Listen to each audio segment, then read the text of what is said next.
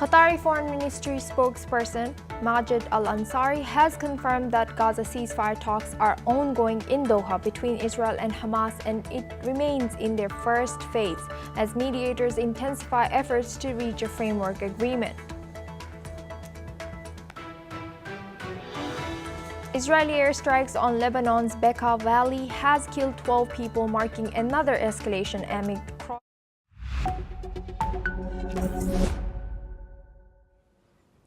Hello and welcome. I'm Asuma Katauka and you are watching NewsX World. Let's take a look at some of the top stories. The US President Donald Trump has called on the Justice Department to release all credible information from its probe into Jeffrey Epstein. Amid growing outrage from his MAGA base over alleged cover-ups, Trump, who once promised to reveal Epstein files, now claims the case is boring stuff. Meanwhile, President Donald Trump has announced a trade deal with Indonesia, imposing a 19% tariff down from a threatened 32% earlier. It was finalized after talks with Indonesian President Prabowo Subianto, and this deal now includes $15 billion in U.S. energy, $4.5 billion in agriculture, and 50 Boeing jets. At least 203 people have been killed in clashes in Syria's Suwaida province, including 92 members of the Druze minority and 21 civilians executed by the government forces, according to the Syrian Observatory for Human Rights.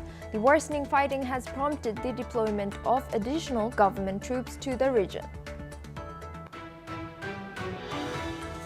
China's Vice Premier He Lifeng has warned that the world is facing turbulence and transformation as he opened a Beijing Expo today, where NVIDIA CEO Jensen Huang is also expected to speak. According to media reports, Vice Premier also criticized certain countries for interfering in the market through tariffs and other measures. A Brazilian prosecutor has urged the Supreme Court to find former President Jair Bolsonaro guilty of plotting a coup, marking a major turning point in the high-profile trial. The case gained international attention after US President Donald Trump attempted to defend Bolsonaro. A group of Canada's First Nations has filed a constitutional challenge against new federal and Ontario laws that fast-track mining and pipeline projects, claiming they violate Indigenous self-determination rights. According to media reports, the laws represent a clear and present danger and undermine the government's duty to reconcile with Indigenous people. President Donald Trump has said Ukrainian President Volodymyr Zelensky should not target Moscow, while publicly stating he is on nobody's side, and gave Russia a 50-day deadline to agree to a ceasefire or face sanctions, according to reports.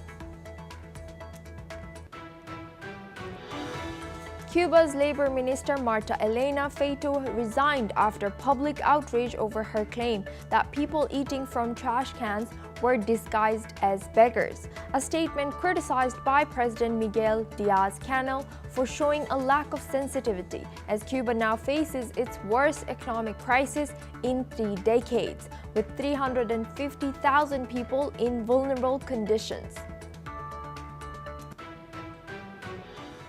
The US President Donald Trump has announced